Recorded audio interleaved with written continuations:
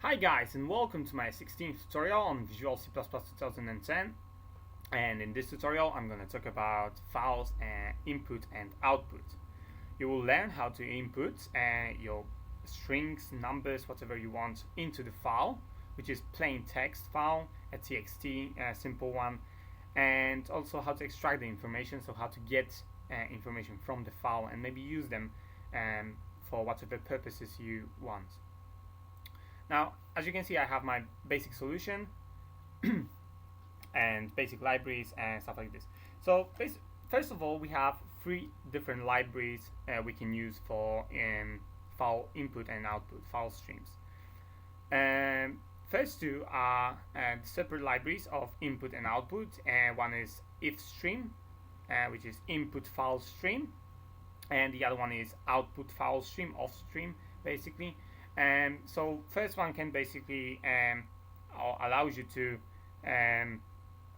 input something to the file, and the other one is for output, basically. So those two are two separate libraries.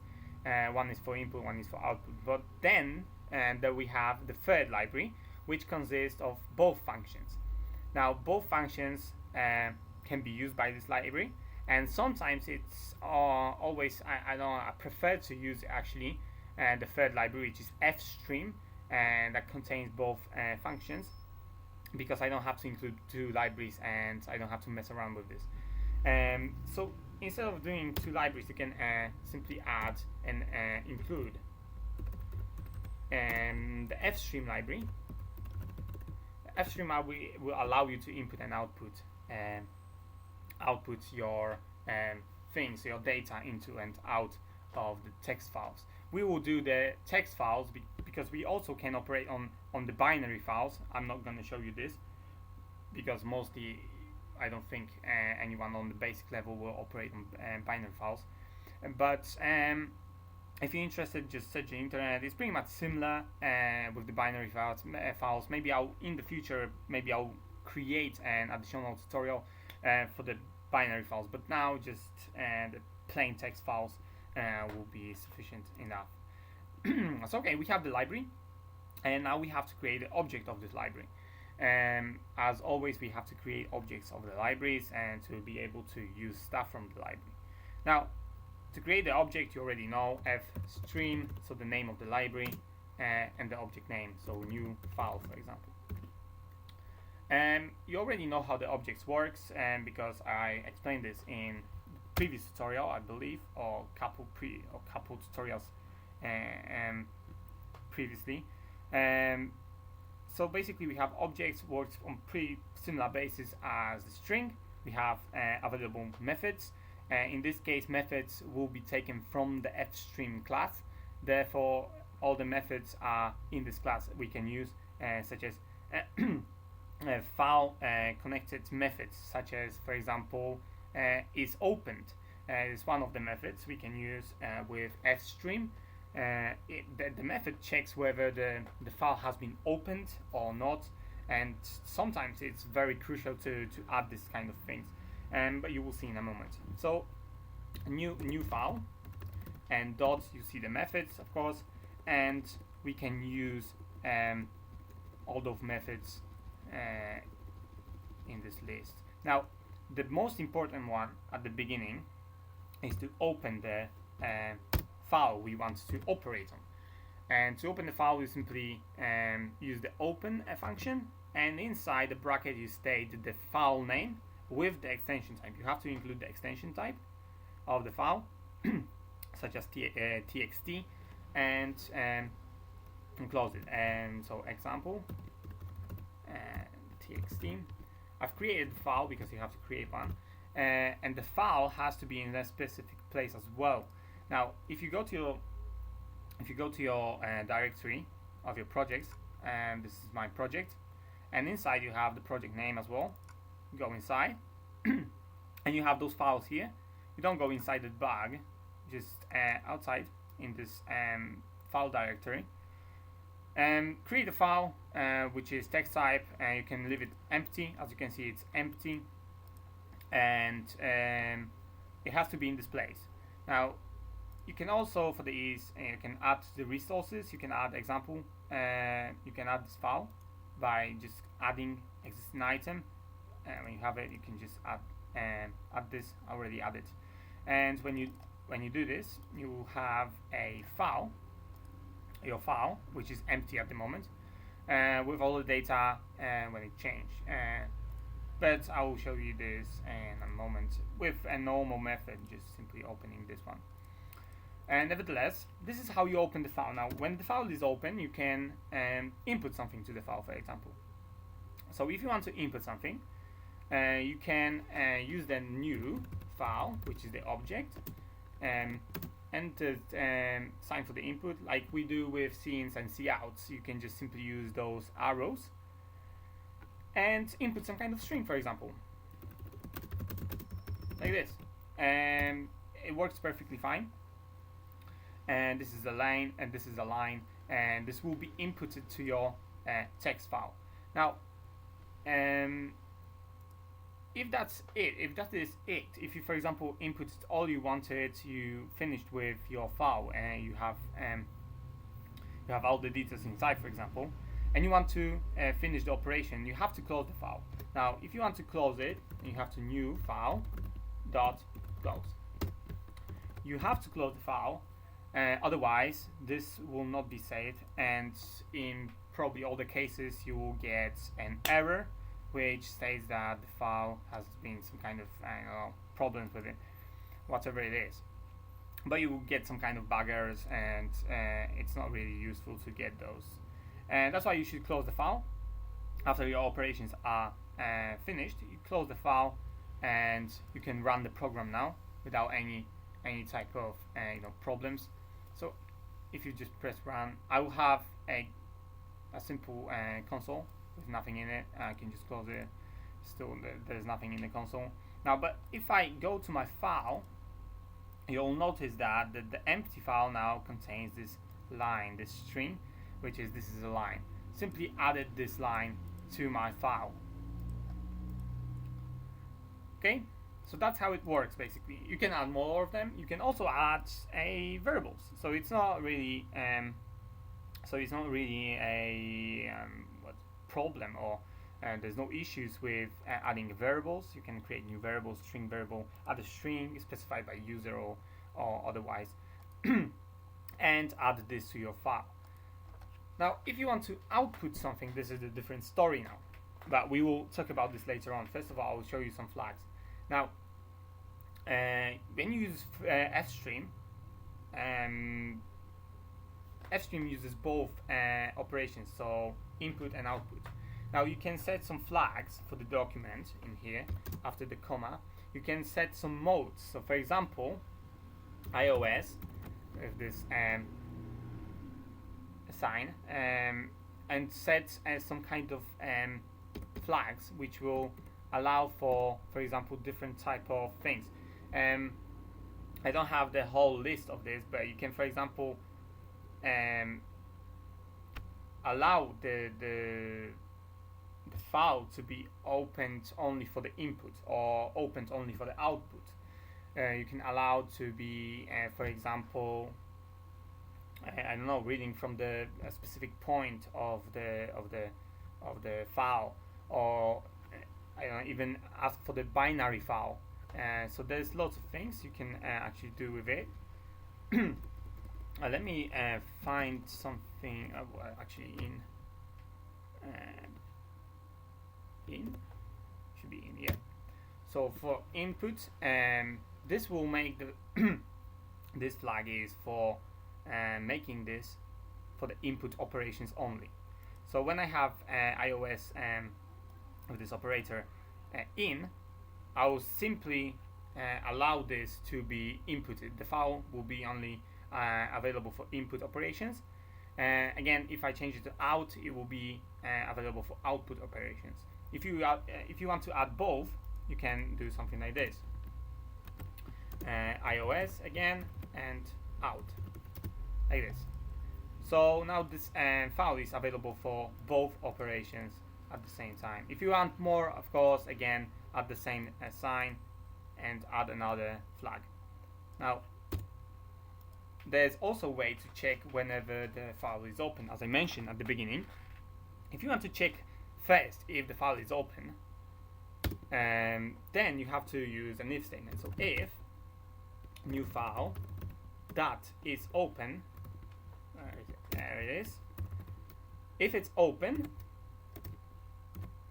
then add the line. Otherwise, so else statement, print the message in the console, for example, cout a what was it?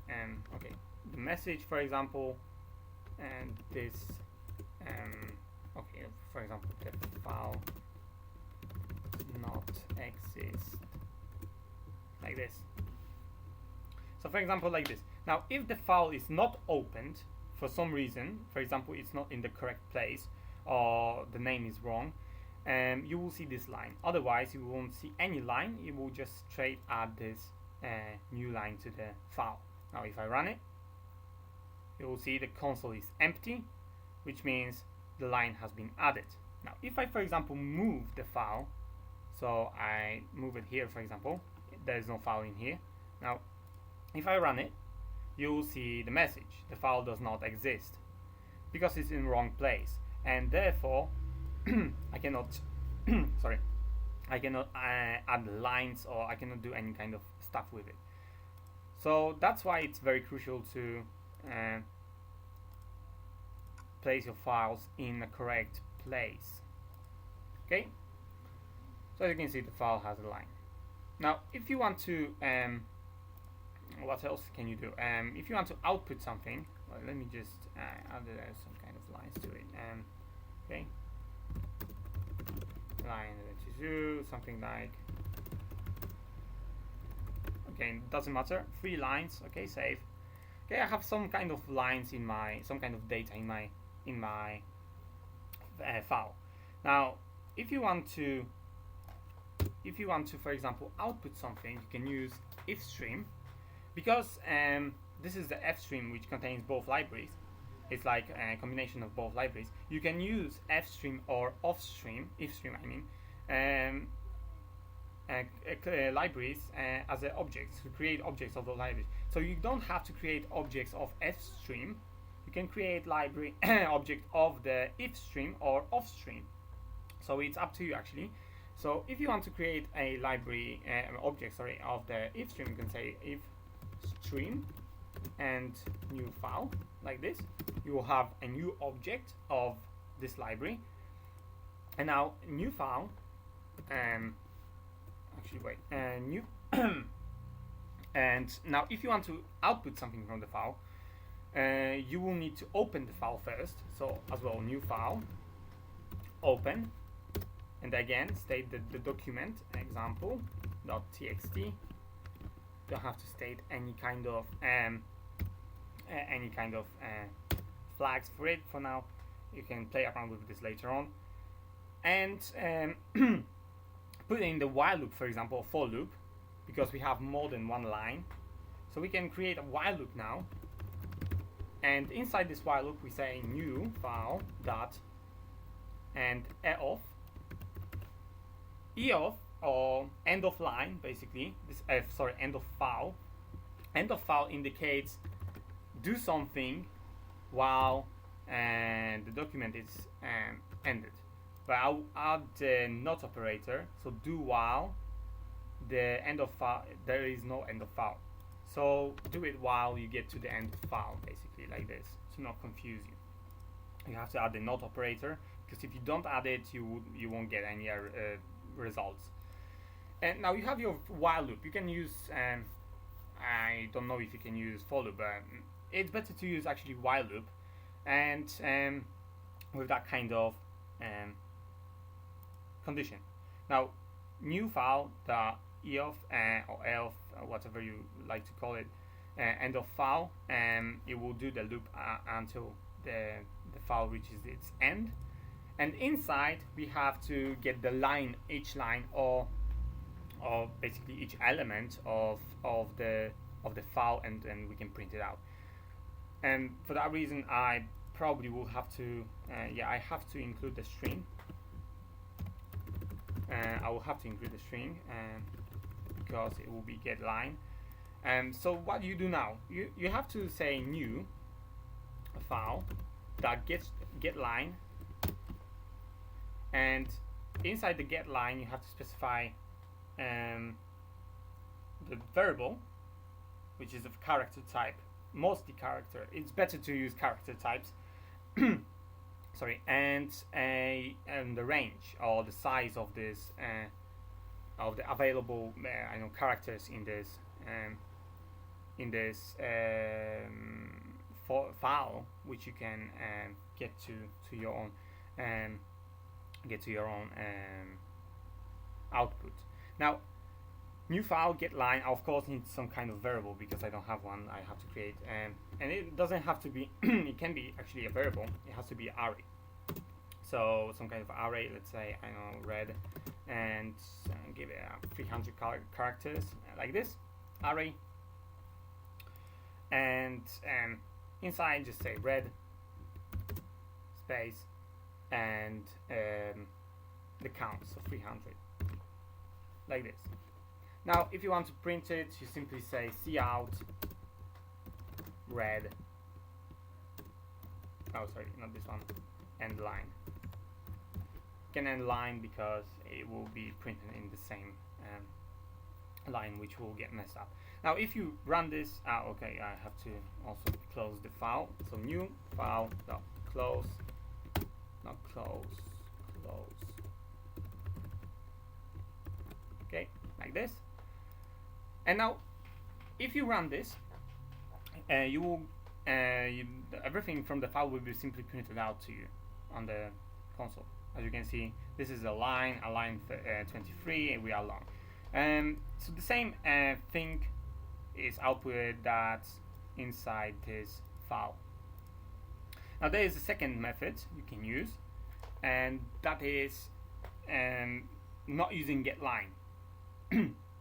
And if you don't want to use getLine, for example, you can do something like this.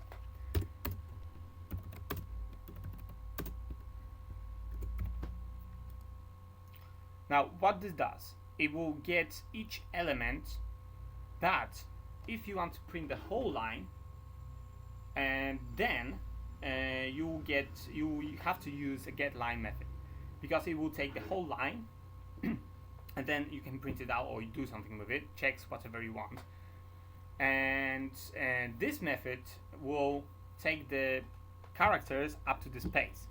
So if there is a space, it will treat it like one word, and then the next word, and the next, and so on. I don't know if this will work with array actually. Yeah, this works with array actually as well. So basically, as you can see, it separates when there is a space in my file. There is a file. Let me see this. Let me make this smaller. Okay. So there is a space here, as you can see, and it treats this space as a new line basically.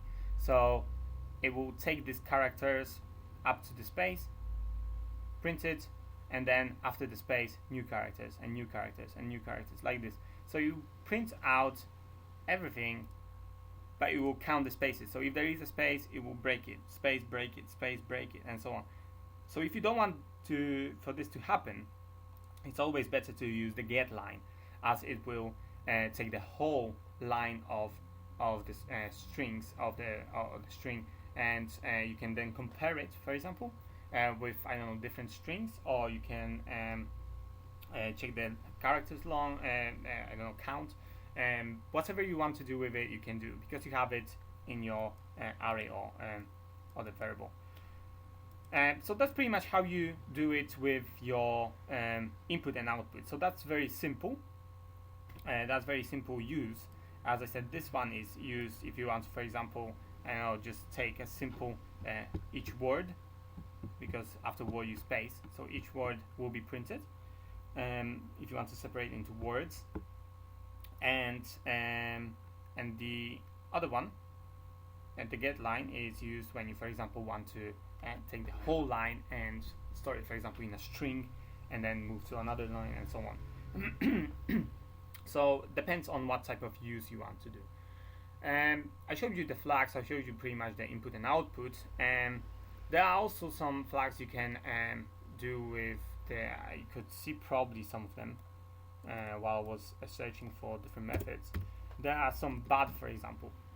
Now this one is used to validate the file itself. You can use bad if something is wrong with the file. It will return true if the file is wrong something with it. You can clear the file. What else there is? Fail if it fails to open, for example. I don't know. There's a couple of those methods. You have to check them yourself, because there's no time for me to explain each and every method. It would take a lot of time. But there's the symbols of the file input and output. If you would like to see the binary files, you simply change this and add the flag, which is iOS binary, this one. Then you can use the binary files. With the binary files, it's a bit different. This is not the text file, it's a binary file. So it's a bit different. If you're interested in this, give me a message or something like this. Maybe I'll be able to explain it to you in the meantime, and But nevertheless, this is the end of this tutorial. Visit my webpage and YouTube channel for more tutorials. If you would like, subscribe on the channel, on my videos, and post comments, post any type of questions if you want. I can help you with many things, so don't hesitate to post comments or questions about the programs I made, and suggestions maybe if you want to learn something specific. I may be able to help you with this. So as I said, this is the end. Visit my webpage, and I will see you in my next tutorial, and bye.